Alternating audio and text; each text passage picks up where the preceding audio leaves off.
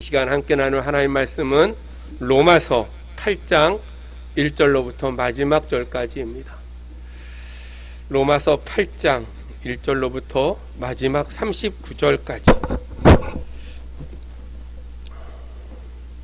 찾으신 줄 알고 저와 여러분이 한 절씩 교독하도록 하겠습니다.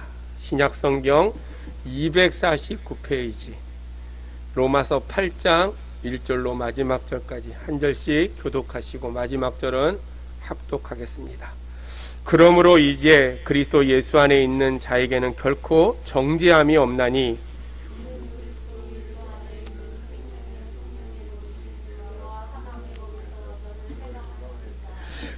율법이 육신으로 말미암아 연약하여 할 수 없는 그것을 하나님은 하시나니 곧 죄로 말미암아 자기 아들을 죄 있는 육신의 모양으로 보내어 육신의 죄를 정하사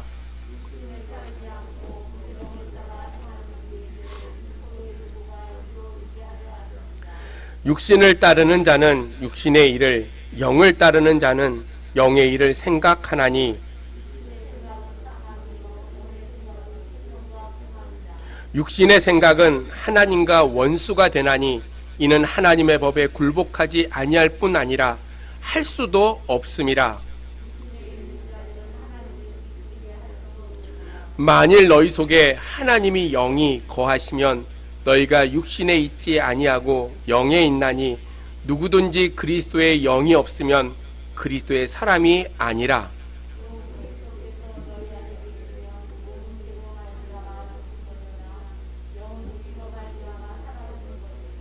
예수를 죽은 자 가운데서 살리신 이의 영이 너희 안에 거하시면 그리스도 예수를 죽은 자 가운데서 살리신 이가 너희 안에 거하시는 그 영으로 말미암아 너희 죽을 몸도 살리시리라.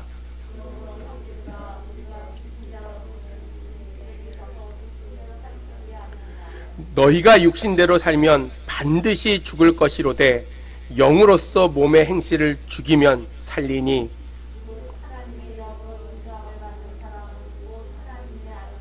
너희는 다시 무서워하는 종의 영을 받지 아니하고 양자의 영을 받았으므로 우리가 아빠, 아버지라 부르짖느니라.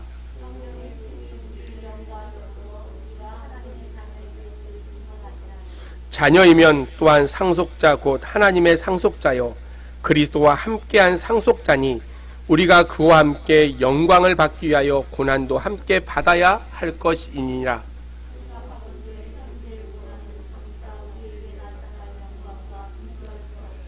피조물이 고대하는 바는 하나님의 아들들이 나타나는 것이니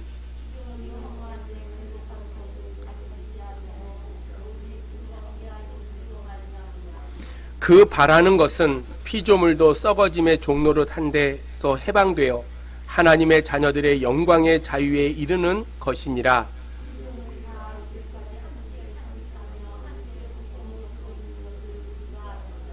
그뿐 아니라 또한 우리 곧 성령의 처음 익은 열매를 받은 우리까지도 속으로 탄식하여 양자된 것 곧 우리 몸의 속량을 기다리느니라.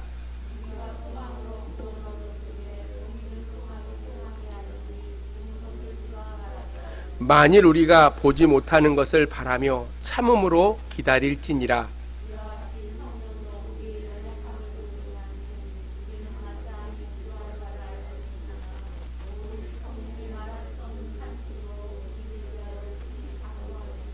마음을 살피시는 이가 성령의 생각을 아시나니 이는 성령이 하나님의 뜻대로 성도를 위하여 간구하심이니라.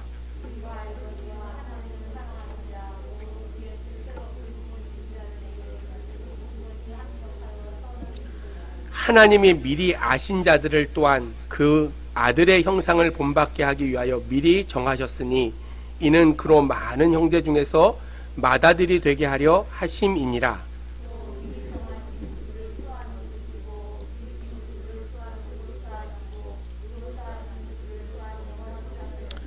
그런즉 이 일에 대하여 우리가 무슨 말하리요? 만일 하나님이 우리를 위하시면 누가 우리를 대적하리요?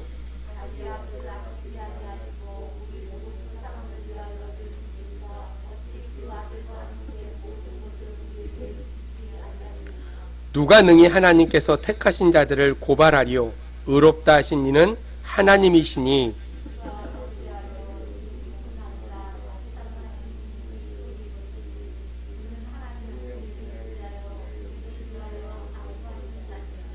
누가 우리를 그리스도의 사랑에서 끊으리요? 환난이나 공고나 박해나 기근이나 적신이나 위험이나 칼이랴.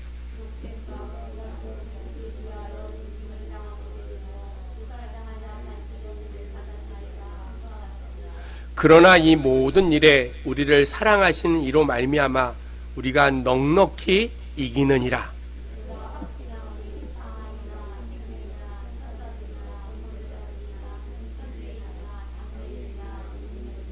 같이 읽습니다. 높음이나 깊음이나 다른 어떤 피조물이라도 우리를 우리 주 그리스도 예수 안에 있는 하나님의 사랑에서 끊을 수 없으리라. 아멘. 아멘. 우리가 지난주에는 육신에 속한 삶에 대해서 우리가 이야기했다면, 오늘은 생명의 성령의 법안에 놓여있는 자들에 대해서 우리 함께 생각하고자 합니다. 요한복음을 읽다 보면 가늠하다 현장에서 잡혔던 여인의 이야기가 등장을 해요. 그 당시에 가늠하다 현장에서 잡혔던 여인은 생명은 물론이거나 그 모든 것이 다 박탈될 수밖에 없는 그러한 절대절명에 놓여있는 그러한 자였어요. 왜냐하면 그 당시에 간음이라는 것은 사형에 해당하는 그러한 죄였기 때문이에요. 예수님께서 궁중들에게 말씀을 나눠주고 있을 때 이 사람들이, 바리새인과 그 서기관들이 이 현장에서 간음하다 잡혔던 이 여인을 데리고 예수님 앞에 데리고 옵니다. 그리고 예수님께서 말씀을 멈추니까 그 순간 이 서기관과 바리새인이 이렇게 이 여인을 정죄해요. 모세의 율법에 보면 간음하다 잡혀온 여인에게 어떻게 해야 되는지 나와 있습니다. 모세의 율법에는 그를 돌로 쳐 죽이라 라고 이야기하고 있는데, 선생님은 어떻게 처리하는 것이 좋겠습니까? 라고 물어봐요. 아마 자기가 확신하고 있는 것, 그동안 너무나 경험적으로 잘 알고 있는 것, 자기가 율법이라고 생각했던 그 율법을 충분히 알고 있었기에 그 율법대로 행해야 됨에도 불구하고 그들이 행하지 아니하고 예수님께 물어봤다는 거예요. 왜 그랬을까? 예수님이 몰라서 그런 것이 아니라 예수님을 시험하고자 그렇게 물어봤다는 거예요. 그때 주님께서 이렇게 말씀하십니다. 너희 중에 죄 없는 자가 먼저 그 여인을 돌로 치라 라고 이야기했어요. 그리고는 몸을 굽히시고 땅에다가 글을 쓰시기 시작해요. 그 글 쓰는 그 순간에 한 명, 두 명씩 들고 있던 손에 돌을 다 내려놓고 떠나가기 시작합니다. 마지막에 딱 두 사람 남았어요. 하나는 현장에서 간음하다 잡힌 여인하고 또 하나는 예수님이셨어요. 그때 예수님께서 이렇게 물어봅니다. 여자여, 너를 고소하던 자들이 어디 있느냐? 너를 정죄하는 자들이 어디 있느냐? 라고 물어봐요. 그때 이 여인이요, 주여 없나이다. 그 대답에 주님께서 나도 너를 정죄하지 아니니 다시 가서 똑같은 죄를 범치 말아라 라고 이야기해요. 여러분, 그 이야기를 들었던 이 간음한 여인의 마음이 어땠을까요? 죽음에서요 생명으로 옮겨지는 순간이었어요. 말할 수 없는 감격이 아마 그에게는 있었을 거예요. 세상적인 기준으로 보면 너무나 부끄럽고 너무나 창피한 일이지만, 그럼에도 주님께서 그의 모든 죄를 다 용서하시고 나도 너를 정죄치 아니하니 가서 너희들 다시는 그 죄를 범치 말라라고 이야기하고 있어요. 아마 이 여인은 그렇게 얘기하는 그 주님의 누구인가에 대한 궁금증이 있었을 거예요. 아마도 이 여인은 성경에 기록되어져 있지 않지만 주님의 복음을 전하는 일에 열심을 다했을 것 같아요. 아마 이 간음하다 잡혔던 이 여인의 마음은요 너무나 절망 속에 있다가 이제 생명으로 옮겨졌다는 거예요. 이 여인은 한 번도 예수님께 살려달라고 애원하지도 않았어요. 내가 다시는 이런 짓을 하지 않겠다라고 서원하지도 않았어요. 그럼에도 불구하고 예수님께서는 그 여인에게 다시는 죄를 묻지 않겠다라고 이야기해요. 사실 곰곰이 생각해 보면 이 여인이 잡혀왔을 때도 죄인이고요, 용서받았을 때도 동일하게 그는 죄인이에요. 그런데도 주님께서는 그를 살려주셨다는 거예요. 그 이유가 뭘까요? 살려줬던 이유가 뭘까요? 살림을 받을 수 있었던 이유가 무엇일까? 예수님을 만났기 때문이라는 거예요. 만약에 대제사장 앞에 섰으면 분명히 이 여인은 죽었을 거예요. 주님을 만났기에 현장에서 가늠하다 잡혀온 이 여인도 살아날 수가 있었다는 거예요. 이 여인이 율법을 딱 만났다면 마땅히 죽어야 됐을 거예요. 그러나 예수님을 만났기 때문에 죄사함을 받고요, 새사함을 얻는 그러한 은혜를 그가 누리게 되어졌다는 거예요. 오늘 본문 1절을 그거를 이렇게 얘기합니다. 그러므로 이제 그리스도 예수 안에 있는 자에게는 결코 정죄함이 없나니 이는 그리스도 예수 안에 있는 생명의 성령의 법이 죄와 사망의 법에서 너를 해방하였음이니라. 아멘. 아마 로마서 8장에서 가장 중요한 핵심적인 단어가 이 단어일 거예요. 그리스도 예수 안에 있는 자에게는 결코 정죄함이 없다는 거예요. 그래서 우리가 그리스도 예수 안에 있을 때 생명의 성령의 법이 우리가 그동안 잡혀 있었던 죄와 사망의 법에서 노임받고 해방되는 그러한 은혜를 우리에게 베풀어 주셨다는 거예요. 오늘 1절과 2절에 두 가지 법이 나옵니다. 하나는 그리스도 예수 안에 있는 생명의 성령의 법이고, 또 하나는 죄와 사망의 법이에요. 사람은 이 두 가지 법 중에 하나 법을 쫓아서 살아가게 되어져 있다는 거예요. 한쪽은 살 수 있는 법이고 한쪽은 죽는 법이에요. 사는 법은 처음부터 살리게 하는 법이고요, 중간에도 살리게 하고요, 마지막까지도 살 수 있게 만드는 법이에요. 반대로 죽게 하는 법은 처음부터 죽음을 이야기하고 끝까지 죽을 수밖에 없는 그것이 무엇인지를 우리에게 명확하게 보여준다는 거예요. 그럼 우리가 어떻게 하면 살 수 있고 어떻게 하면 죽게 되는가 생각해 보면, 살게 하는 법이라는 이 생명의 성령의 법은요, 처음부터 끝까지 계속해서 우리에게 용서와 자비와 긍휼과 사랑을 우리에게 이야기하고 있어요. 생명의 성령의 법은 계속해서 우리를 사랑으로, 우리를 자비로, 우리를 긍휼로, 우리를 용서로 우리의 모든 것들을 베푸시고 살리게 한다는 거예요. 그러나 죽이는 법, 죄와 사망의 법은요, 처음부터 끝까지 계속해서 정죄함을 통해서 그를 책망하고 그를 죽게 만들어 버린다는 거예요. 여러분, 우리가 어떤 법을 쫓아 살아가야 될지를 너무나 잘 알고 있어요. 오늘 특별히 로마서는 교리서이기 때문에 이 로마서 8장에서는 믿음의 성도들이 반드시 죄와 사망의 법을 쫓아 살아가는 것이 아니라 생명의 성령의 법을 쫓아 살아가야 된다라고 우리에게 이야기하고 있다는 거예요. 바꿔서 얘기하면 우리가 어떤 법을 쫓아가느냐가 우리의 삶을 결정짓는다는 거예요. 왜냐하면 시작은 비슷하지만요, 끝은 하늘과 땅만큼 틀려진다는 거예요. 예수를 믿음에도 불구하고 우리가 생명의 성령의 법을 쫓지 아니하고 죄와 사망의 법을 쫓아가는 사람들이 우리 주변에는 너무나 많이 있어요. 생명과 죽음은 전혀 다른 도착점을 우리에게 보여주고 있음에도 불구하고 우리가 그렇게 살아갈 때가 너무나 많이 있다는 거예요. 오늘 본문 3절로 4절에 보면 우리가 어떤 법을 쫓아 살아가야 될지에 대해서 아주 분명하게 이야기해 주고 있어요. 34절에 아주 분명하게 말씀해 주고 있어요. 우리 같이 읽습니다. 34절 시작. 누가 정죄하리요? 죽으실 뿐 아니라 다시 살아나신 이는 그리스도 예수시니 그는 하나님 우편에 계신 자요 우리를 위하여 간구하시는 자신이라. 아멘. 우리가 예수 그리스도를 쫓아 살아야 될 이유가 무엇이냐면 그분이 하나님 우편에서 오늘도 우리를 위하여 간구하고 계신다는 거예요. 누구는 하나님을 잘 믿기에 죄와 사망의 법을 쫓아가지 아니하고 생명의 성령의 법을 쫓아갈 수 있도록 은혜를 베풀어 달라고 기도하신다는 거예요. 오직 예수 그리스도께서 그렇게 행하신다는 거예요. 맨 처음에 설교 초반에서 얘기했던 것처럼 심지어 현장에서 가늠하다 잡힌 여인이라 할지라도요, 예수님을 만나기만 하면 그 인생이 변화되어진다는 거예요.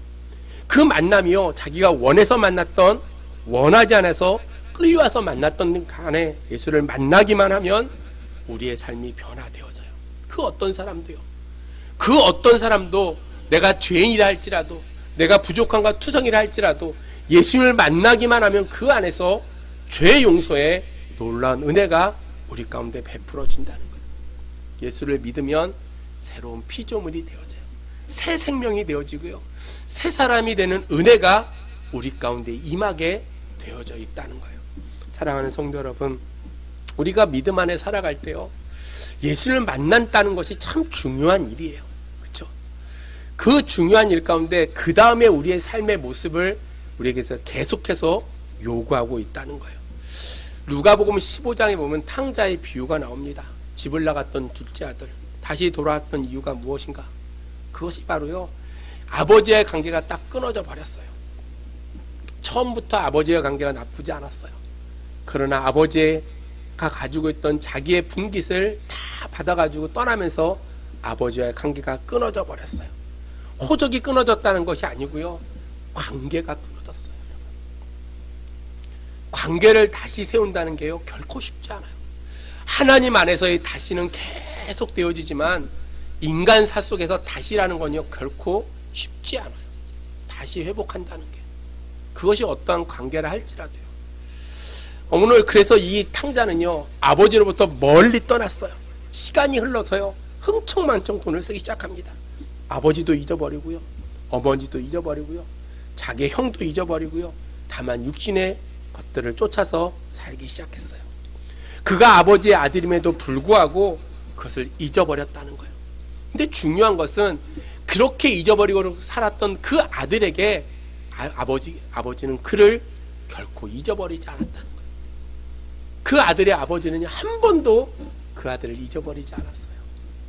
묵묵히 기다렸어요. 묵묵히 기도했어요. 그리고 늘 그 아들이 오기를 바라고 있었어요. 분명히 아들이 잘못했음에도 불구하고요, 아버지는 이미 용서하고 아들이 나가는 그 순간부터 아들이 오기를 기다리고 있었다는 거예요. 아들은요, 용서를 빌지도 않았어요. 다시는 그렇게 하지 않겠다 약속하지도 않았어요. 그럼에도 불구하고 아버지의 그 큰 사랑은 이미 다 그를 용서했다는 거예요. 마치 가늠하다 현장에서 잡혔던 그 여인을 주님께서 은혜를 베풀어 주신 것처럼, 예수님의 그 아가페적인 사랑으로 그를 용서해 준 것처럼 이 아버지도요, 그 아들을 용서했다는 거예요. 집을 나갔던 아들, 방탕했던 그 아들이 어느 날 정신을 차려봤어요. 정신을 딱 차리니까 내 삶이요, 너무나 비루한 거예요. 내 삶의 모든 것이 다 절망적인 거예요. 비록 아버지와의 관계가 끊어졌지만, 내가 생각에는 다시는 그 관계가 회복될 것 같지 않지만, 그럼에도 아버지께 돌아가면 내가 반드시 살 것을 그가 알았어요. 자기 스스로 그것을 안 것이 아니고요, 어느 날 아버지가 나를 기다리고 있다는 사실을 그가 깨달았다는 거예요. 그래서 아버지께 돌아가는 그 순간 그 아버지가 그를 맞아들이고 큰 잔치를 베푸는 이야기가 누가복음에 기록되어져 있어요. 사랑하는 성도 여러분, 이 아들은요, 세상의 육신의 법을 따라, 욕심에 따라 살아갔어요. 쾌락을 따라 살고요, 세상적인 즐거움으로 살아갔어요. 밤낮 생각하는 것이 육신적인 것들을 늘 생각했어요. 그 삶의 한가운데요, 어느 순간 새로운 마음이 들기 시작했어요. 그 생각을 누가 줬냐면 하나님께서 그에게 성령을 통해서 주셨다는 거예요. 오늘 5절로 7절 말씀, 그건 우리에게 분명하게 말씀해 주었어요. 5절로 7절입니다. 같이 읽습니다. 시작. 육신을 따르는 자는 육신의 일을, 영을 따르는 자는 영의 일을 생각하나니 육신의 생각은 사망이요 영의 생각은 생명과 평안이니라. 육신의 생각은 하나님과 원수가 되나니 이는 하나님의 법에서 굴복하지 아니할 뿐 아니라 할 수도 없음이니라. 아멘. 여기 본문에 보니까 생각이라는 단어가 나와요. 6절에 육신의 생각은 사망이요 영의 생각은 생명과 평안이니라 라고 써요. 여러분, 생각이라는 단어는 한자어가 아니고 순수한 우리말이에요. 순수한 우리말, 생각. 근데 어느 목사님이 아주 우스갯소리로 이런 얘기를 해요. 하나님이 주시는 건 생각이고요, 사탄과 마귀가 주는 건 사각이래요. 사각.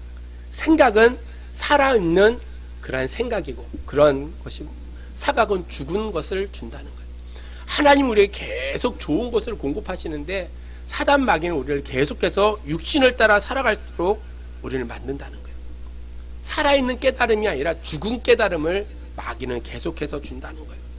오늘 죄인된 우리가 늘 기억해야 될 것이 있다면 예수를 만나면 우리의 삶은요 반드시 변화되어져요.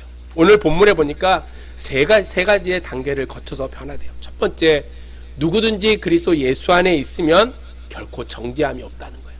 결코 정죄함이 없어요. 두 번째는요, 그런 삶을 살아가는 사람에게는 오늘 6절의 말씀처럼 우리의 생각이 변화되어져요.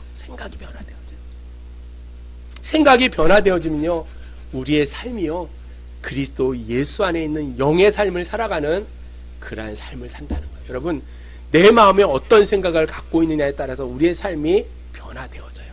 그래서 늘 좋은 생각을 가지고 우리의 생각이 변화되어지면 내 안에 생명의 성령의 법으로 가득한 삶을 가지고 그렇게 살아가기를 날마다 고민하며 살아가면 우리의 삶이 변화되어진다는 거예요.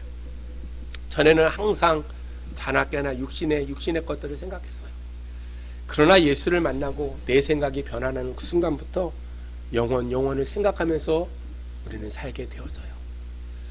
사랑하는 성도 여러분, 여러분은 지금 어떤 생각을 하고 사십니까? 육신을 생각하는지 아니면 영원을 생각하는지. 한 발짝 더 나가서요 그렇게 영의 생각을 하고 살아가는 성도들에게는 그리스도의 사람, 하나님의 영의 사람, 하나님의 자녀, 하나님을 기쁘시게 하는 그러한 삶을 살게 되어져 있다는 거예요. 생각이 변화되면요 가치관이 변화되어지고요, 가치관이 변화되어지는 그 모든 것에 내 힘으로 되는 것이 아니라 성령의 역사하심이 반드시 나타난다는 거예요. 오늘 8절로 10절 말씀을 같이 읽습니다. 8절로 10절 시작. 육신에 있는 자들은 하나님을 기쁘시게 할 수 없느니라. 만일 너희 속에 하나님의 영이 거하시면 너희가 육신에 있지 아니하고 영에 있나니 누구든지 그리스도의 영이 없으면 하나님의 사람이 아니라. 또 그리스도께서 너희 안에 계시면 몸은 죄로 말미암아 죽은 것이나 영은 의로 말미암아 살아있는 것이니라. 아멘. 무슨 말이냐면요, 오늘 8절 말씀에 육신에 있는 사람, 육신의 것을 계속 생각하고 살아가는 사람들은 하나님을 기쁘시게 할 수가 없대요. 그것이 바울의 고백이에요. 야, 내가 생각 속에 하루 종일 세상 것을 생각하면 결코 하나님을 기쁘시게 할 수 없다는 거예요. 근데 만일 너희 속에 하나님의 영이 거하시면, 내 안에 예수 그리스도 성령의 생명의 법이 내 안에 거하면 너희가 육에 속하지 아니하고 영에 있나니 누구든지 그리스도의 영이 없으면 하나님의 사람이 아니래. 성령이 내 안에 거하지 아니하면 내가 하나님의 사람이 아니래. 그리스도의 영은 다른 말로 성령을 의미하는 거예요. 성령을. 예수님께서 승천하시면 보혜사 성령을 너에게 주겠다고 했어요. 세상 끝날까지 너희와 함께 하겠다. 그리스도의 영, 성령이 내 안에 계시지 아니하면 내가 하나님의 사람이 아니에요. 그래서 10절 말씀에 뭐라고 얘기하면, 또 그리스도께서 너희 안에 계시면 몸은 죄로 말미암아 죽었으나 영은 의로 말미암아 살아있는 것이라. 죄에 대해서요 우리 육신은 죽어야 돼요. 그리고 영은 살아나야 된다는 거예요. 의로 말미암아 믿음으로 의롭게 되어지는 그러한 삶을 살아가야 된다는 거예요. 찬송가 191장 여러분 아시죠? 190이 뭘까요? 내가 매일 기쁘게, 아시죠? 이 찬양을 부르면서요 성령이 계시네, 성령이 계시네, 할렐루야 함께 하시네. 좁은 길을 걸으며 밤낮 기뻐하는 것 주의 영이 함께 하십니다. 여러분, 좁은 길을 걸어가도요 그리스도의 영이 내 안에 있으면 내가 그리스도의 사람으로 우리는 살아간다는 거예요. 내가 아무리 넓은 길을 걸어도요 그 안에 주님이 안 계시면 그것은 사망으로 달려가는 그러한 길이 될 수밖에 없다는 거예요. 문제는 주의 영이 나와 함께 하는가, 주의 영이 내 속에 살아계신가가 중요하다는 거예요. 주의 영이 나와 함께 하시고요, 주의 영이 내 삶을 주장하기 시작하면, 지배하기 시작하면 걱정할 것이 없이 우리는 살아가게 되어져 있어요. 그럼에도 여러분 우리는 걱정하며 살아가요. 목회자도 그렇고요, 성도들도 그렇고요. 내 그리스도의 영이 내 안에 계심을 늘 믿어요. 성령의 충만함을 날마다 소망해요. 그럼에도 육신의 연약함으로 우리의 근심 걱정을 내려놓지 못할 때가 너무나 많아요. 그래서 우리는 회개해요. 하나님, 내가 하나님을 전적으로 신뢰하고 살기를 원합니다. 하나님이 내 생명을 찾는 그 순간까지, 내가 마지막 그 순간까지, 내 호흡이 닿는 그 순간까지 그리스도의 영이 내 안에 계심으로 그리스도의 사람으로 살기를 원합니다 라고 우리는 고백해야 된다는 거예요. 주의 영이 나와 함께 하시고 주의 영이 내 삶을 주관하기만 하면요, 그동안 그렇게 애쓰고 노력하고 고치지 못했던 그러한 습관들, 내 잘못된 그러한 행실들도 다 고침을 받을 수 있어요. 오늘 11절로 13절은 그것을 우리에게 이야기해줘요. 우리 11절로 13절 같이 읽습니다. 시작. 예수를 죽은 자 가운데서 살리신 이의 영이 너희 안에 거하시면 그리스도 예수를 죽은 자 가운데서 살리신 이가 너희 안에 거하시는 그 영으로 말미암아 너희 죽을 몸도 살리시리라. 그러므로 형제들아, 우리가 빚진 자로 돼 육신에 져서 육신대로 살 것이 아니니라. 너희가 육신대로 살면 반드시 죽을 것이로되 영으로서 몸의 행실을 죽이면 살리리니. 아멘.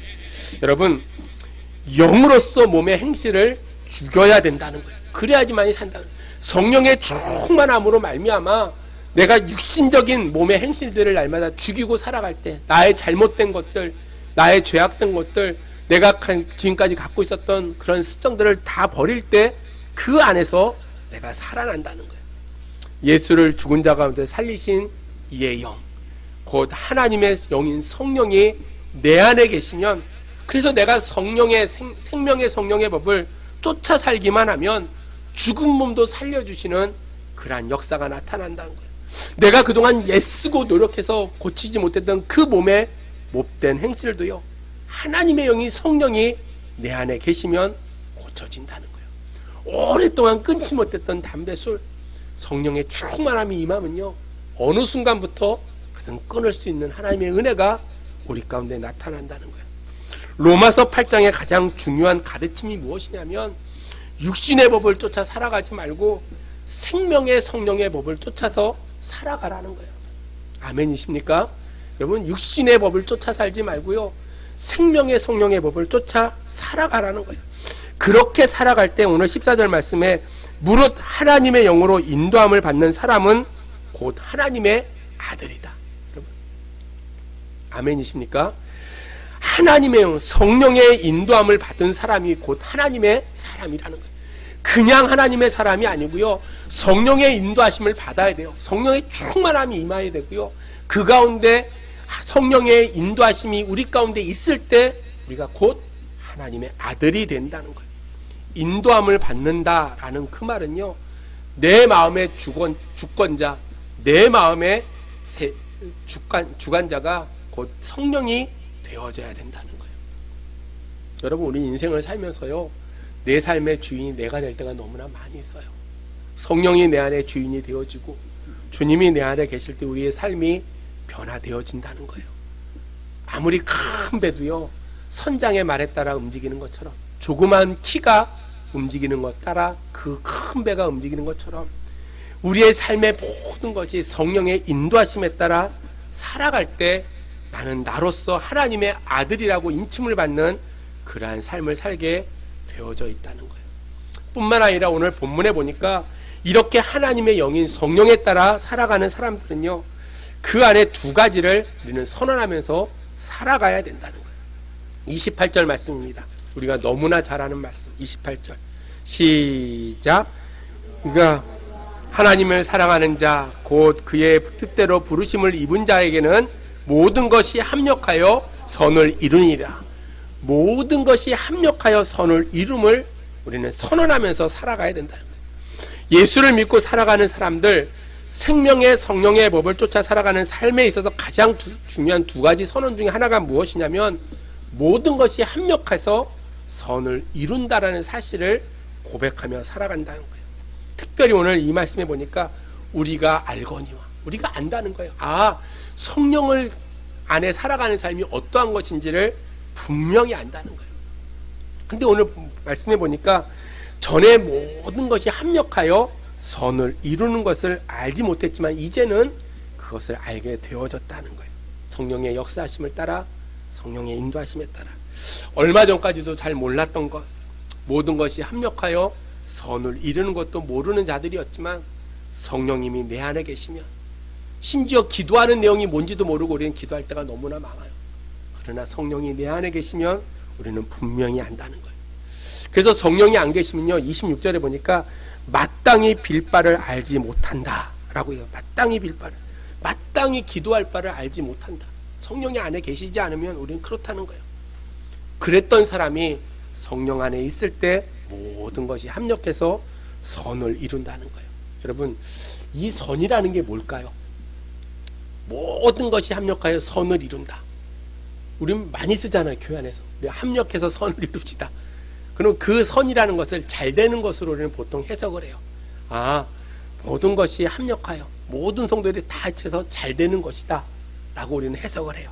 근데 성경 원어를 보면요, 이 선이라는 것이요, 모든 것이 잘 된다 그런 뜻이 아니에요. 그런 의미의 선으로 이야기한 것이 아니에요.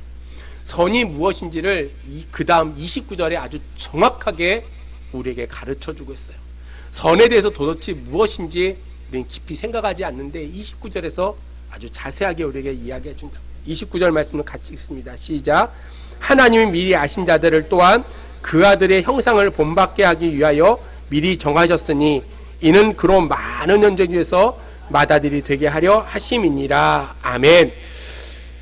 이 선이라는 것이요, 하는 것마다 잘 된다는 육신적인 개념이 아니고 하나님의 아들의 형상을 본받게 된다는 영적인 그러한 개념입니다.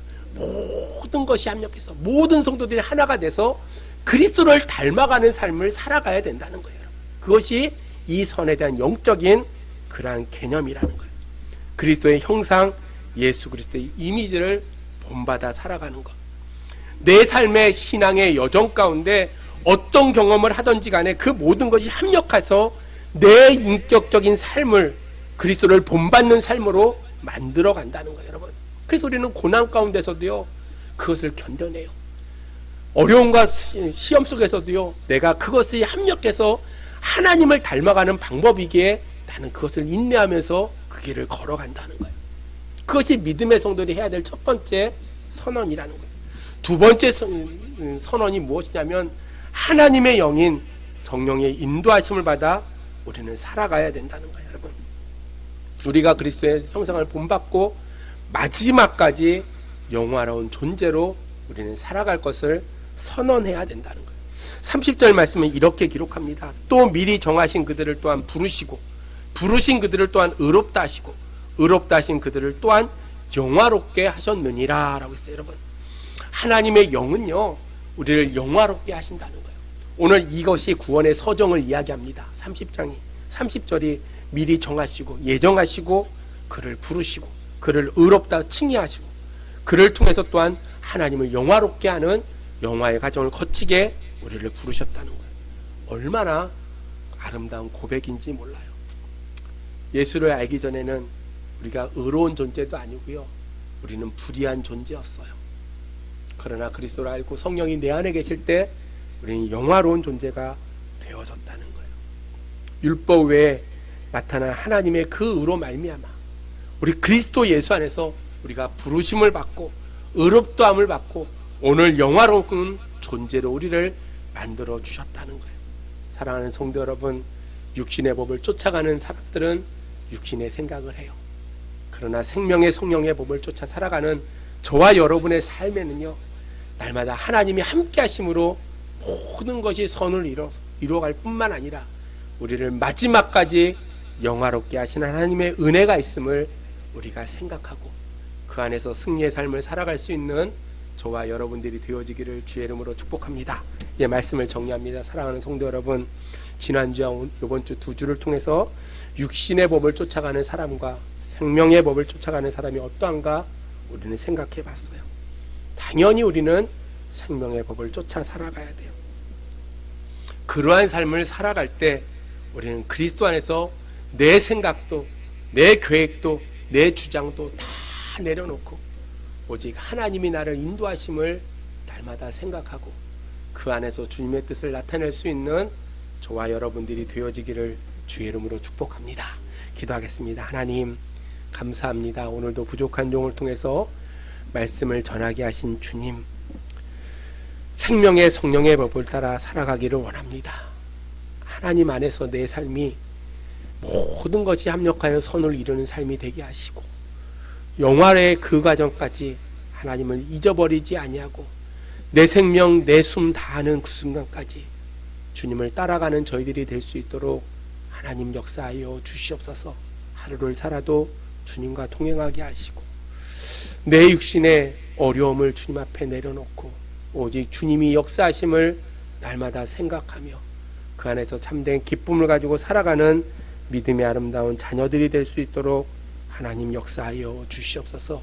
우리의 남은 인생이 하나님의 영의 인도하심을 받아 하나님의 사람으로, 하나님의 아들로 인정받는 믿음의 귀한 자녀들이 될 수 있도록 하나님 역사하여 주시옵소서. 이제 3일 동안도 세상에 나가 살 때 주께서 지키시고 동행하여 주셔서 늘 승리케 하시고 늘 감사케 하시고 늘 하나님 안에서의 삶이 복되고 귀한 삶이 될 수 있도록 하나님 축복하여 주시옵소서. 특별히 코로나에 걸려서 어려운 가운데 있는 사랑하는 교우도 있습니다. 아버지 속히 회복되게 하시고 하나님의 은혜 가운데 날마다 풍성한 삶을 살아가는 귀한 자녀가 될 수 있도록 하나님 역사하여 주시옵소서. 감사를 드리옵고 예수님의 이름으로 기도하옵나이다. 아멘.